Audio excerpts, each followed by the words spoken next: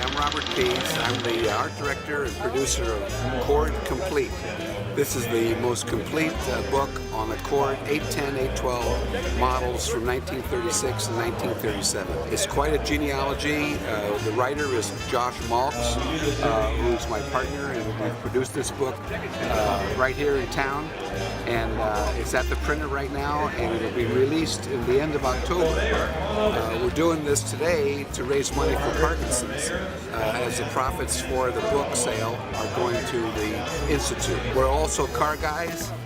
That's my Cord in front of our display, and I've been involved with the Cord automobile for about 30 years, and this book has been a work of passion, and this is some of the details of it. We're going this way, bud.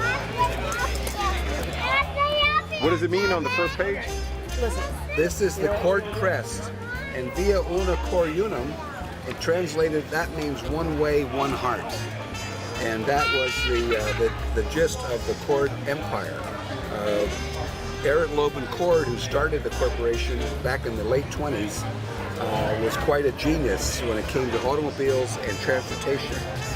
And what he did is he amassed a group of designers and engineers that really captured transportation to the most final degree in the 1930s.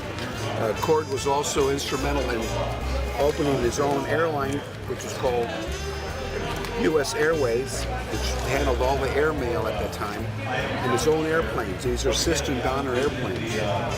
Cord also built ships. He owned New York Shipbuilding. They built the Tuscaloosa warship.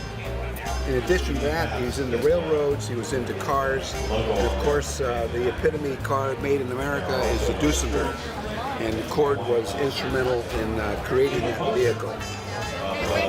This project was christened the Baby Duesenberg, and it was done at a time in the late 30s to basically save the Cord Corporation.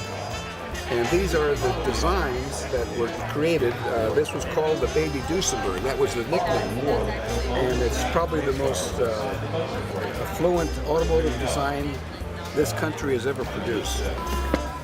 So you're going to show us this car that we're looking at in this book on this page right now. Yes. Let's do it.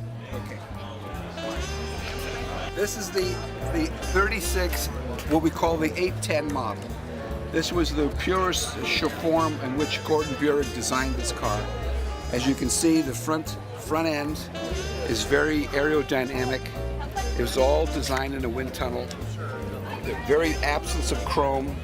In fact, even the badge is so tiny you have to almost get on your knees to see it.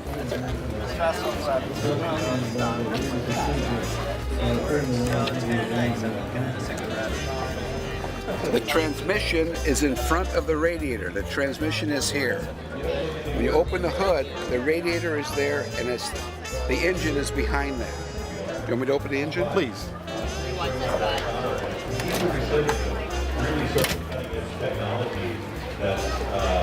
You can see the engine and the radiator. This is a vacuum pump which powers the transmission. It's 4 speeds forward, and it's a vacuum electric assisted shift.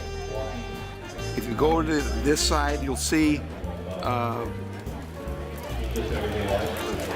it had aluminum heads. Again, this is 1936. It had the flywheel at the back of the motor against the firewall. We've made a few modifications to make these cars run cooler by adding a auxiliary water tank which takes care of overheating problems. And these are the kind of things you have to learn to work with when you own a Cord, because they were rushed into production. They were very unusual cars. The people who were trained to take care of them were very scarce, and therefore it didn't always work out. Do you think Leno Jay Leno just got his first Cord, and he's also big in Auburns and Duesenbergs especially. But this will kind of give you an idea. This is the standard model Cord. It has wool broadcloth interior. This car sold for new in 1936 for $1,995. You could buy 2 Oldsmobiles for that. Wow. So this was like the creme de la creme. Well, this competed with Packard and the high-end Cadillacs of the day. Now, I don't know if you can see the shifter. You see the shifter on the side of the steering wheel? Yes. Okay, that's how you shift the car. That's 4 speeds forward. And this dash is probably the most prettiest dash of any car designed. It's engine turned, it's airplane inspired. All the switches, the lights, the choke have an airplane kind of audience to it. The designed elements in this car are so functional that the dash is so simple. These switches here are for instrument lights, the choke, the throttle, and for lights, headlights. And these are the cranks that open the eyelids. And this is the shifter. You shift with this little pinky finger.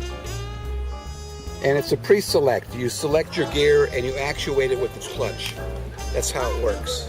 Wow. Well, we appreciate Very advanced for its time. Very advanced. It was like a James Bond car almost. Well, Well, it's been a lot of Hollywood movies. It was in the Topper films. It was the Green Hornet car. It was also the Shadow car in Hollywood movies. So it's gotten its fair share of Hollywood fame. We appreciate you giving us a tour of your car. Thank you. And thank you very much. And I hope you enjoy this show on I Love Danville TV. I love Danville too. Thank you. Okay.